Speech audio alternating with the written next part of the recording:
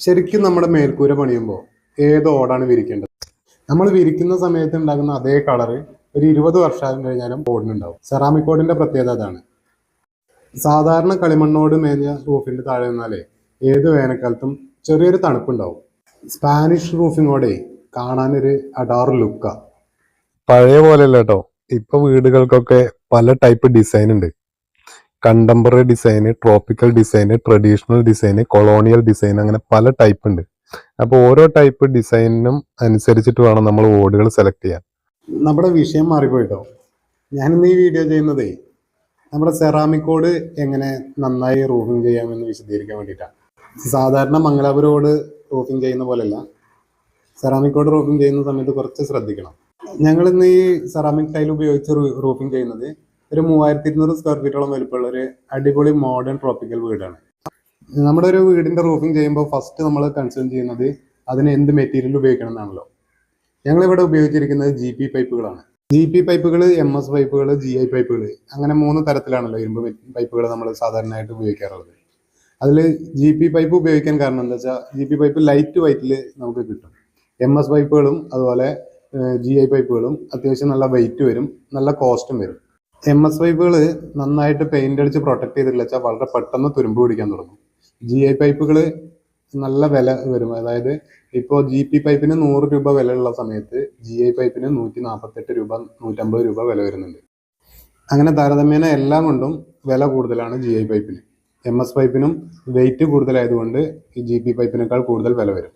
അതുകൊണ്ടാണ് GP pipe നമ്മൾ prefer ചെയ്യുന്നത്.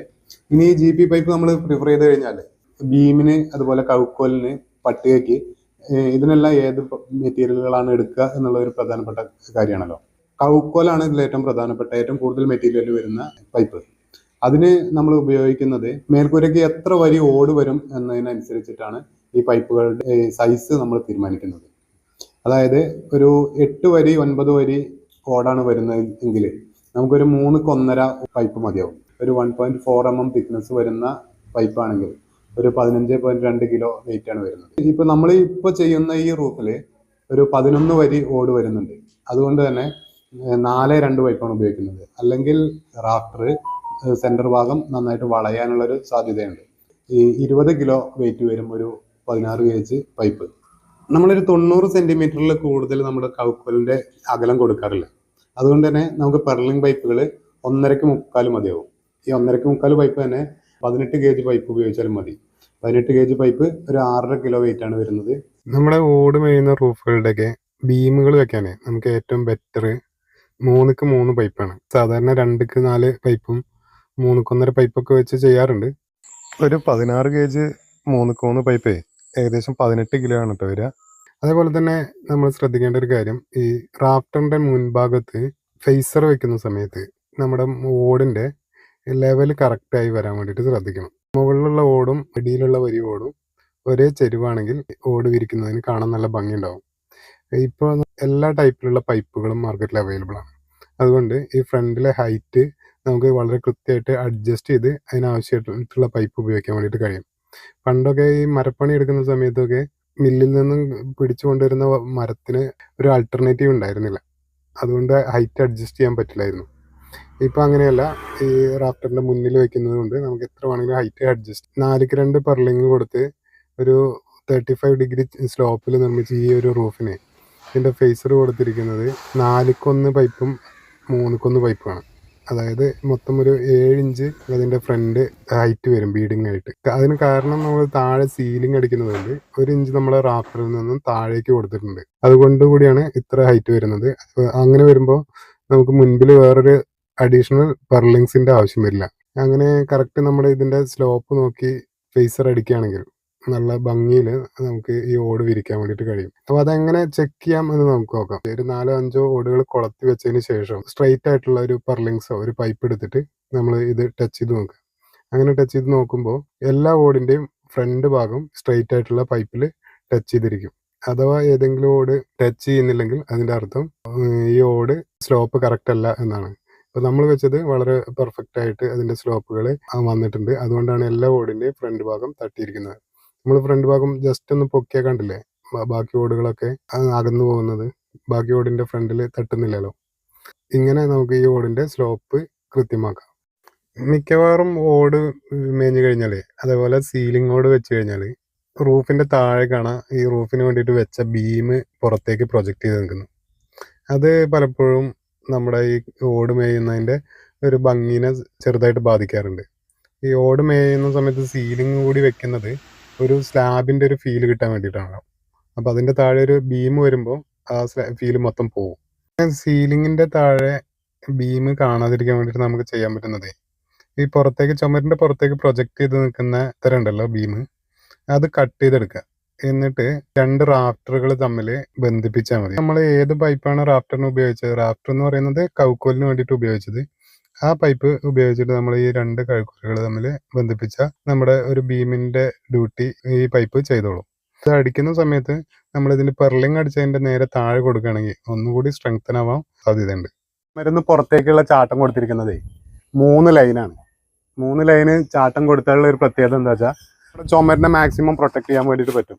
അപ്പുറത്തൊക്കെ നല്ല 2 നില ഉയരത്തിൽ ചുമര് കെട്ടിയതാണല്ലോ, ആ ചുമരിലേക്ക് വെള്ളം പരമാവധി എറിച്ചിൽ വരാതിരിക്കാൻ വേണ്ടിയിട്ട് കഴിയും. ഒരു 3 ലൈന് ഓടെങ്കിലും പുറത്തേക്ക് കൊടുക്കുന്നതാണ് ഏറ്റവും ബെറ്റർ.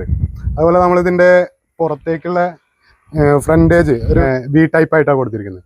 അതുകൊണ്ട് തന്നെ ഇവിടെയും നമ്മൾ ഒരു 90 സെൻറ്റിമീറ്റർ പുറത്തേക്ക് ചാട്ടം കൊടുത്തിട്ടുണ്ട്. അപ്പോൾ ഇതിൻ്റെ എലിവേഷൻ 90 സെൻറ്റിമീറ്ററിൽ കൂടുതൽ നമ്മൾ ഇതിൻ്റെ പുറത്തേക്ക് ചാട്ടം കൊടുത്താൽ കാണാൻ അത്ര ഭംഗി ഉണ്ടാവില്ല എന്നുള്ളത് കൊണ്ടാണ് 90 സെൻറ്റിമീറ്ററിൽ ചുരുക്കിയിട്ടുള്ളത്. പിന്നെ പട്ടിക അടിക്കുന്ന സമയത്ത് നമ്മൾ ശ്രദ്ധിക്കേണ്ടത് ഈ ഓട് വെച്ച് നോക്കിയിട്ട് തന്നെ കറക്റ്റായിട്ട് വേണം പട്ടിക അടിക്കാൻ. ഒരു സ്വല്പം പോലും ഒരു 2 mm പോലും അഡ്ജസ്റ്റ്മെന്റ് കിട്ടില്ല. അതുകൊണ്ട് തന്നെ വളരെ കറക്റ്റായിട്ട് നമ്മൾ സാമ്പിൾ ഓട് വെച്ചിട്ട് വേണം നമുക്കിത് പട്ടിക അടിക്കാൻ വേണ്ടിയിട്ട്. സാധാരണ 4 ഭാഗത്തേക്ക് ചെരുവ് കൊടുത്തിട്ടും അതുപോലെ 2 ഭാഗത്തേക്ക് ചെരുവ് കൊടുത്തിട്ടും നമ്മൾ റൂഫ് ചെയ്യാറുണ്ട്. ഈ മോണോസ്ലോപ്പ് റൂഫിനും അതുപോലെ ഡബിൾ സ്ലോപ്പ് റൂഫിനൊക്കെ അതിൻ്റെ ഓട് എൻഡ് ചെയ്യുന്ന ഭാഗത്ത് ഒരു റെക്റ്റാങ്കുലർ ട്യൂബ് കൊടുത്തിട്ടാണ് സാധാരണ എൻഡ് ക്ലോസ് ചെയ്യാറ്. അങ്ങനെ ചെയ്യുന്ന സമയത്ത് ഈ ഓടും പൈപ്പും തമ്മിൽ ജോയിൻ്റ് ചെയ്യുന്ന ഭാഗത്ത് ലീക്ക് വരാനും താഴെയുള്ള സീലിംഗൊക്കെ കേട് വരാനുള്ള ഒരു സാധ്യതയുണ്ട്. ആ പ്രശ്നം സോൾവ് ചെയ്യാൻ വേണ്ടിയിട്ട് നമ്മൾ ചെയ്യാറുള്ളത് ഈ ടാറ്റ ഗാൽവാനോടെ ഒരു 1.5 അല്ലെങ്കിൽ 1.4 ഷീറ്റ് ഉപയോഗിച്ച് നമ്മളൊരു പ്രൊഫൈൽ വളച്ചെടുത്ത് ആ പ്രൊഫൈല് നമ്മുടെ റൂഫിൻ്റെ എഡ്ജിൽ വെൽഡ് ചെയ്ത് വെക്കുകയാണ് ചെയ്യാറ്. ഈ ഷീറ്റ് ഇങ്ങനെ ബെൻഡ് ചെയ്തെടുക്കുന്നതേ നമ്മുടെ സ്റ്റീൽ കട്ട്ള ജനലൊക്കെ ഉണ്ടാക്കുന്ന കമ്പനികളുണ്ടല്ലോ, നമ്മുടെ ആവശ്യത്തിനനുസരിച്ചുള്ള പ്രൊഫൈല് അവർ വളച്ചു തരും നമ്മൾ അളവ് കൊടുത്തു കഴിഞ്ഞാൽ. നമ്മളിത് ചെയ്തിരിക്കുന്നത് 1.4 mm തിക്നെസ് ഉള്ള ടാറ്റ ഗാൽവാനോ ഷീറ്റ് ഉപയോഗിച്ചിട്ട്. ഈ ഓട് ഡിസൈൻ ചെയ്തിരിക്കുന്നതേ മെറ്റൽ പെർലിങ്സിൽ സ്ക്രൂ ചെയ്ത് ഉറപ്പിക്കാൻ വേണ്ടിയിട്ടാണ്. പക്ഷേ സ്ക്രൂ ചെയ്ത് കഴിഞ്ഞാൽ ഈ ഓടിൻ്റെ ലൈനപ്പ് ചെയ്യുന്നതിനും അലൈൻമെൻറ്റ് ശരിയാക്കുന്നതിനും നല്ല പ്രയാസമാണ്. അതുകൊണ്ട് തന്നെ ഈ സെറാമിക് ഓടുകൾ കൊളുത്താൻ വേണ്ടിയിട്ടേ ഇപ്പോൾ ഉപയോഗിക്കുന്നത് ആണികളാണ് കേട്ടോ. ഈ സെറാമിക് ഓട് കൊളുത്താൻ വേണ്ടിയിട്ട് മാത്രം ഡിസൈൻ ചെയ്ത ആണികളുണ്ട്.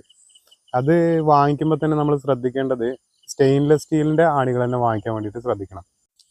എന്താ കാര്യം എന്നറിയോ, ഈ ആണി ഇട്ടിട്ട് നമ്മൾ റൂഫ് മേഞ്ഞു കഴിഞ്ഞാൽ ഒരു കുറച്ച് കാലം കഴിയുമ്പോഴേക്കും ഈ അന്തരീക്ഷത്തിലുള്ള ഈർപ്പം കാരണം സ്റ്റെയിൻലെസ് സ്റ്റീലല്ല ആണിയെങ്കിൽ തുരുമ്പ് പിടിക്കും. ആണി തുരുമ്പ് പിടിക്കുമ്പോഴേ ആണിയുടെ വ്യാസം കൂടും. അങ്ങനെ ഈ ഓടിനകത്ത് ആണി ഇടാൻ വേണ്ടിയിട്ടുണ്ടാക്കുന്ന ഹോളിലൂടെ ക്രാക്ക് വീഴും. ഓട് ക്രാക്ക് വീണ് റൂഫിന് ലീക്ക് വരും. സ്റ്റെയിൻലെസ് സ്റ്റീലിൻ്റെ ആണിക്ക് 4 രൂപയായിട്ട് വില. സാധാരണ GIയുടെ MS-ൻ്റെ ഒക്കെ ആണിക്ക് 1.5 രൂപ 2 രൂപയൊക്കെയാണ് വില. അപ്പോൾ നമുക്കൊരു ആണിക്ക് ഒരു 2 രൂപ മിച്ചം കിട്ടും. പക്ഷെ ആ ഒരു 2 രൂപ വിചാരിച്ച് നമ്മൾ ആണി GI ആക്കുകയാണെങ്കിൽ നമുക്കുണ്ടാകുന്നത് ഭാവിയിൽ ഉണ്ടാകാൻ പോകുന്നത് വലിയ നഷ്ടമായിരിക്കും. അതുകൊണ്ട് സ്റ്റെയിൻലെസ് സ്റ്റീലിൻ്റെ ആണി തന്നെ ഉപയോഗിക്കാൻ വേണ്ടിയിട്ട് ശ്രദ്ധിക്കണം. അതേപോലെ ഓട് വിരിക്കുമ്പോൾ ശ്രദ്ധിക്കേണ്ടത് നമ്മുടെ മംഗലാപുരം ഓടിൻ്റെ പോലെ അത്ര പെട്ടെന്ന് വിരിച്ചു പോകാൻ വേണ്ടിയിട്ട് കഴിയില്ല. ഇതിൽ കറക്റ്റ് ലൈനപ്പായി നമ്മൾ വിരിച്ചാൽ മാത്രമേ ഓട് കംപ്ലീറ്റ് വിരിക്കാൻ വേണ്ടിയിട്ട് കഴിയും. അല്ലെങ്കിൽ ലോക്കാവാതെ ആകെ കോംപ്ലിക്കേറ്റഡ് ആയി മാറാൻ സാധ്യതയുണ്ട്. അപ്പോൾ അതിന് നമ്മൾ ചെയ്യേണ്ടത് ഒരു 2-3 ലൈന് സ്ട്രൈറ്റായി വിരിച്ചതിന് ശേഷം ഒരു സ്ട്രൈറ്റ് പൈപ്പ് എന്തെങ്കിലും ഉപയോഗിച്ച് ഇതിൻ്റെ ലൈനപ്പ് കീപ്പ് ചെയ്യണം. നമ്മൾ സാധാരണ മംഗലാപുരം ഓടൊക്കെ മേയുന്ന സമയത്ത് 2 ഓടുകൾ വെച്ച് അതിൻ്റെ സെൻറ്ററിലാണല്ലോ മറ്റേ ഓട് വയ്ക്കുക. ഇതങ്ങനെ ചെയ്യാൻ പറ്റില്ല. ഒരു ഓടിൻ്റെ നേരെ മുകളിൽ വേണം അടുത്ത ഓട് വയ്ക്കാൻ. ഓട് വിരിച്ചിട്ട് കുഴിയടി വരുമല്ലോ, അതിന് വേണ്ടിയിട്ട് നമ്മൾ ഉപയോഗിക്കാൻ ഏറ്റവും ബെറ്റർ ആയിട്ടുള്ള ഷീറ്റ് അലുമിനിയം കോയിൽ ഷീറ്റാണ് കേട്ടോ. GI ഷീറ്റുകളോ അല്ലെങ്കിൽ കോട്ടിംഗ് ഷീറ്റുകളോ ഒക്കെ ആണെങ്കിൽ ഈ വാലിയിൽ ചെറിയ തോതിൽ ചപ്പടഞ്ഞു കഴിഞ്ഞാൽ തുരുമ്പ് പെട്ടെന്ന് കയറും. ഈ അലുമിനിയം ഷീറ്റ് ആണെങ്കിൽ അത്ര പെട്ടെന്ന് തുരുമ്പ് പിടിക്കില്ല. ലൈഫ് ടൈം നമുക്ക് ഈ ഷീറ്റ് ഉണ്ടാവും അവിടെ. അപ്പോൾ അതുകൊണ്ട് വാലി വെക്കാൻ ഏറ്റവും ബെറ്റർ ആയിട്ടുള്ള ഷീറ്റ് അലുമിനിയമാണ്. സെറാമിക്കോട് വിരിക്കുമ്പോഴേ നിർബന്ധമായിട്ട് ശ്രദ്ധിക്കേണ്ട ഒരു കാര്യം അതിൻ്റെ റിഡ്ജ് വെക്കുന്നതാണ് കേട്ടോ.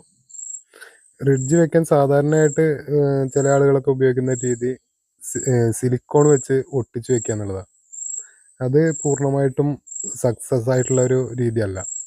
കാരണം സിലിക്കോൺ ചില സമയത്തൊക്കെ ഈ കാക്കകളും മറ്റു പക്ഷികളൊക്കെ വന്ന് കൊത്തിപ്പറിച്ചെടുക്കാറുണ്ട്. അതൊരു റബ്ബർ ബാൻഡ് പോലെ പറഞ്ഞു പോരും ചെയ്യും. അങ്ങനെ വരുമ്പോൾ ഈ റിഡ്ജുകളൊക്കെ സ്ലിപ്പായി ലീക്കേജ് വരും. അതുപോലെ ഈ മയിലുകളും പക്ഷികളൊക്കെ വന്നിരിക്കുമ്പോൾ ഈ റിഡ്ജുകൾ തെന്നി മാറാനൊക്കെ സാധ്യതയുണ്ട്. അപ്പോൾ അതിന് ചെയ്യാവുന്ന സ്ക്രൂ ചെയ്ത് റിഡ്ജോടിനെ ഉറപ്പിക്കുക എന്നുള്ളതാണ്. അതിനു വേണ്ടിയിട്ട് റിഡ്ജോട് വരുന്ന ഭാഗത്ത് ഒരു 1x1 പൈപ്പ് നമ്മളൊരു 2.5 ഇഞ്ച് ഹൈറ്റിൽ വെൽഡ് ചെയ്ത് നിർത്തണം. എന്നിട്ട് അതിൽ റിഡ്ജോട് സ്ക്രൂ ചെയ്ത് നിർത്തണം. റിഡ്ജോട് സ്ക്രൂ ചെയ്യുന്നതിനുള്ള ഹോള് ഇൻബിൽട്ടായിട്ട് ഓടിനകത്ത് ഉണ്ടാകും. 1.5 ഇഞ്ച് സെൽഫ് ഡ്രില്ലിങ് സ്ക്രൂ വെച്ചിട്ടാട്ടോ നമ്മൾ മൂലയോട് ഒന്നിക്കൊന്ന് പൈപ്പിൽ സ്ക്രൂ ചെയ്ത് വെക്കുക. സാധാരണ നമ്മൾ റൂഫ് വയ്ക്കുമ്പോഴേ ഓട് കള്ളവരി വരാത്ത രീതിയിലാണ് നമ്മളിതിൻ്റെ കൗക്കോല് നീളം കട്ട് ചെയ്ത് വെക്കുക. എന്നാലും ഈ സബ്ബായിട്ട് വരുന്ന ചില റൂഫുകൾക്ക് ഈ കള്ളവരി ഓട് വരും. കള്ളവരി ഓട് എന്ന് പറഞ്ഞാൽ മനസ്സിലായില്ലേ? ഒരു മുഴുവൻ ഓട് ഏറ്റവും ടോപ്പിലുള്ള വരിയിൽ വരാതിരിക്കും, പകുതി വരിയൊക്കെ ആയിട്ട് വരിക. അങ്ങനെ വരുമ്പോൾ ഈ സെറാമിക് ഓടാണെങ്കിൽ കറക്റ്റ് സീറ്റിംഗ് ആയിട്ട് ഇരിക്കില്ല. അതിനൊരു ഗാഡിയുണ്ട് ഇരിക്കാൻ വേണ്ടിയിട്ട്. ആ ഗാഡിയിൽ കയറിയിട്ടില്ല വെച്ചാൽ മുകളിലെ വരി ഓട് പൊങ്ങിയിരിക്കും, ഈ വീഡിയോയിൽ കാണുന്നത് പോലെ. ഇത് സോൾവ് ചെയ്യാൻ വേണ്ടിയിട്ട് എന്താ ചെയ്യാൻ അറിയോ? നമ്മുടെ ഗാഡിയിൽ ലോക്കാവുന്ന അത്ര നീളം നോക്കിയിട്ട് നമ്മുടെ ഓട് കട്ട് ചെയ്തെടുക്കണം. ഓട് കട്ട് ചെയ്തെടുത്തിട്ട് നമുക്ക് ആണി ഇടാൻ വേണ്ടിയിട്ട് ഹോൾ ചെയ്യണമല്ലോ. ഇത് സെറാമിക് ഓട് ആയതുകൊണ്ട് സാധാരണ ഡ്രിൽ ബിറ്റിലൊന്നും ഇത് ഹോളാവില്ല. അപ്പോൾ അതിന് നമ്മൾ ടൈൽസ് തുളയ്ക്കുന്ന 4 ഇഞ്ച് കോർബിറ്റ് ഉപയോഗിച്ച് നമുക്ക് ഹോൾ ഇടണം. അങ്ങനെ ഹോൾ ഇട്ടാൽ മാത്രമേ ഇതിനകത്ത് ആണിയിട്ട് ഓട് ലോക്ക് ചെയ്ത് നിർത്താൻ പറ്റൂ. ഈ ഓടിന് തുളയിട്ട് അതിനകത്ത് നമ്മുടെ സ്റ്റെയിൻലെസ് സ്റ്റീലിൻ്റെ ആണി വെച്ച് നമുക്ക് ഈ ഓട് കൊളത്തി വെച്ച് റിഡ്ജ് വെച്ചാൽ നല്ല ഭംഗിയുണ്ടാവും. നമ്മൾ ഇതൊരു ആറ്റിക് സ്പേസിൽ ചെയ്ത റൂഫ് ആയതുകൊണ്ടേ ഇതിൻ്റെ എക്സ്റ്റീരിയർ ഭാഗത്ത് മാത്രമേ നമ്മൾ സീലിംഗ് ചെയ്തിട്ടുള്ളൂ. നമ്മളിതിന് സീലിംഗ് ചെയ്യാൻ വേണ്ടിയിട്ട് ഉപയോഗിച്ച മെറ്റീരിയൽ ഒരു GI ഷീറ്റ് കൊണ്ടുള്ള ഒരു വുഡൻ ഫിനിഷുള്ള ഒരു ലൂവർ പാറ്റേൺ ഷീറ്റാണ്. ഈ ഷീറ്റ് കൊണ്ട് സീലിംഗ് ചെയ്യാൻ വളരെ എളുപ്പമാണ്. അതായത് നമുക്ക് ഈ റാഫ്റ്ററിലേക്ക് ഡയറക്റ്റ് സ്ക്രൂ ചെയ്ത് കൊടുത്താൽ മതി. അതും നമ്മുടെ സാധാരണ പട്ട സെൽഫ് സ്ക്രൂ ഉണ്ടല്ലോ, അത് വെച്ച് സ്ക്രൂ ചെയ്ത് കൊടുത്ത് ഓരോ 24 സെൻറ്റിമീറ്റർ വീതിയുള്ള ലോവർ ഷീറ്റുകൾ നമുക്കിങ്ങനെ ലോക്ക് ചെയ്ത് കൊണ്ടുപോയാൽ മതി. വർക്ക് കഴിഞ്ഞാൽ അത്യാവശ്യം നല്ല ഫിനിഷിംഗ് ഉണ്ടാവും, നല്ല ഭംഗിയുണ്ടാവും. എന്തായാലും സീലിങ്ങിൻ്റെ ഡീറ്റെയിൽ ഞാനിതിൽ ഉൾപ്പെടുത്തുന്നില്ല, കാരണം നമ്മുടെ വീഡിയോ ഇപ്പോൾ തന്നെ ഒരുപാട് നീണ്ടുപോയി. ഈ സീലിങ്ങിൻ്റെ മാത്രമായിട്ട് നമുക്ക് വ്യത്യസ്ത തരം സീലിങ്ങുകളെ കുറിച്ച് പരിചയപ്പെടുന്ന വേറൊരു വീഡിയോ നമുക്ക് പിന്നീട് ചെയ്യാം. അപ്പോൾ പ്രിയമുള്ളവരെ, ഞങ്ങൾ ഈ വീഡിയോ ഇവിടെ വൈൻഡപ്പ് ചെയ്യാണ്. ഞങ്ങളുടെ ഈ വർക്കും ഞങ്ങളുടെ ഈ വീഡിയോയും ഇഷ്ടപ്പെട്ടിട്ടുണ്ടാവും എന്ന് ഞങ്ങൾ വിശ്വസിക്കട്ടെ.